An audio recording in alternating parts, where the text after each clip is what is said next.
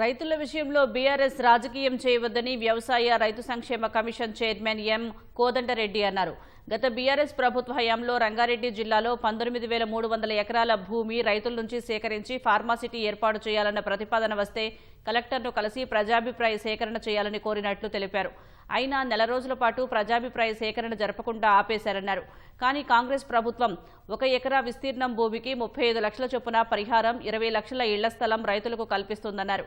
Hyderabad pharma city ప్రాంతంలో అభివృద్ధిని అడ్డుకుంటూ ప్రతిపక్ష నేతల ప్రభుత్వంపై అబాండాలు వేయటం మానుకోవాలని సూచించారు.